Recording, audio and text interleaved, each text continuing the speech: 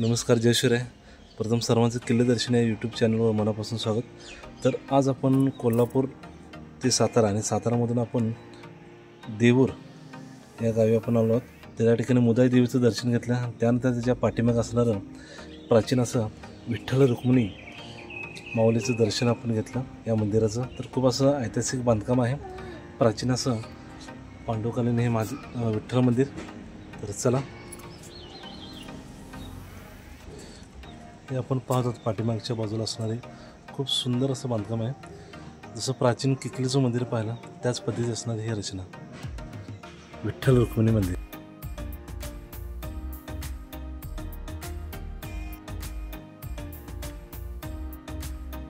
मंदिर पाहत असताना आम्हाला त्या भागातील एक सेवकरी भेटले. त्यांनी मुदाई देवी त्याच पद्धतीने विठ्ठल रुक्मिणी मंदिर याची परिपूर्ण अशी माहिती आम्हाला दिली. त्याबद्दल आम्ही त्यांची ऋणी आहोत. तर चला, पुढील माहिती त्यांच्याकडून आपण ऐकू.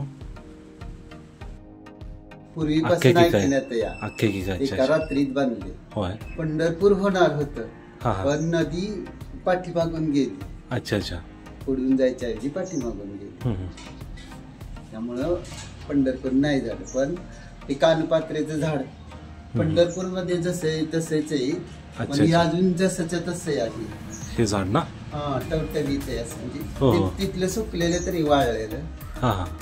इकडलं झाड तसं जसंच्या तसे. अच्छा अच्छा, नुसतं दगडात काम आहे हे, संपूर्ण बांधकाम दगडामध्ये.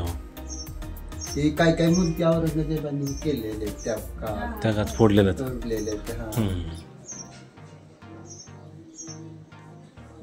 आणि थंडीत गरम राहतात. जर संपलं नको तर दिवसभर असं गार वाटतं उन्हाळ्यात. अच्छा अच्छा, आणि थंडीत गरम होतं. मातीचं होतं ना वरती. आता काढली तरी गार लागते. बरोबर आहे. उन्हाळ्यात एकदम बसायला असं थंड हवेसारखं वरलेलं आहे. जीर्णोद्धार सन 1986 ला केलाय. ते हेच पहिलं, पण ती भाषाच कळत नाही त्या काळात. ते पुढे मोडी लिपीतलं आहे संदर्भ. ते मोडी लिपीतलं नाही कोणाला काय. नाही. त्यामुळे नेमकं काय लिहिलंय, किती चालतंय काय एवढं नाही कळत.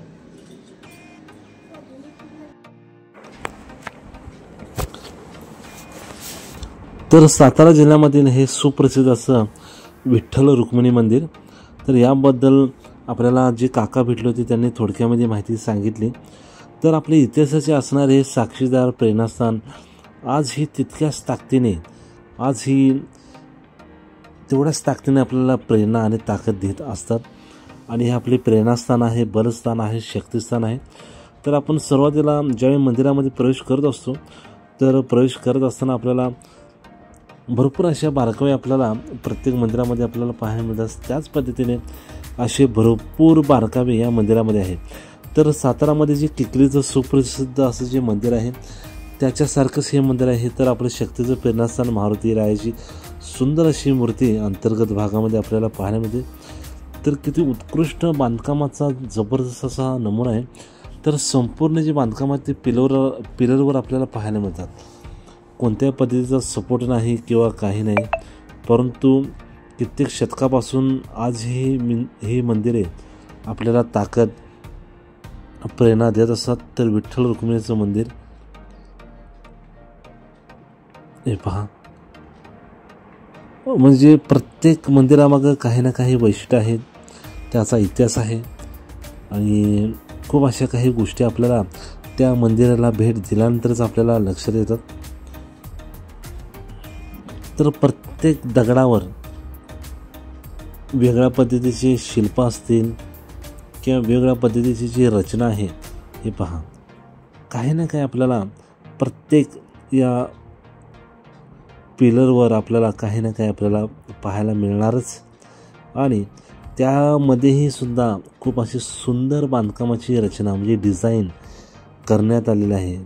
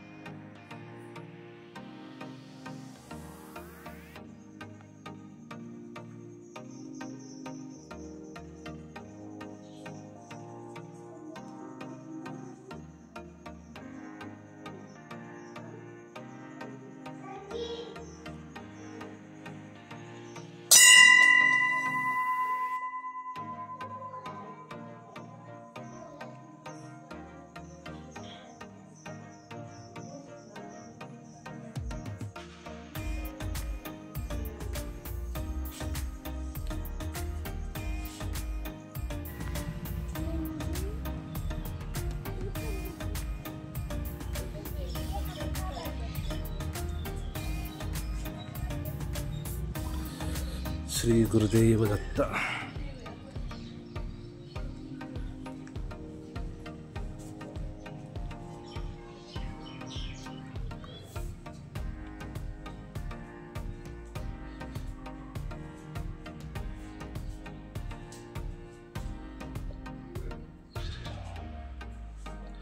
खूप असे प्राचीन अशी मंदिरं आपल्याला या परिसरामध्ये आपल्याला पाहायला मिळाली.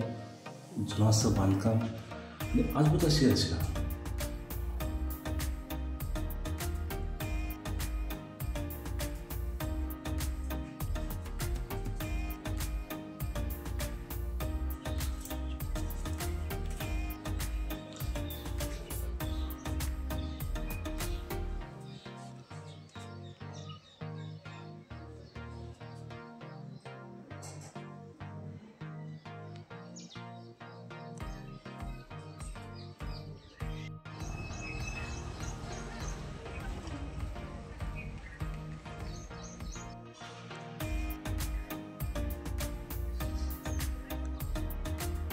हा मंदिराचा कळस आणि प्राचीन असं पांडवकालीन विठ्ठल मंदिर.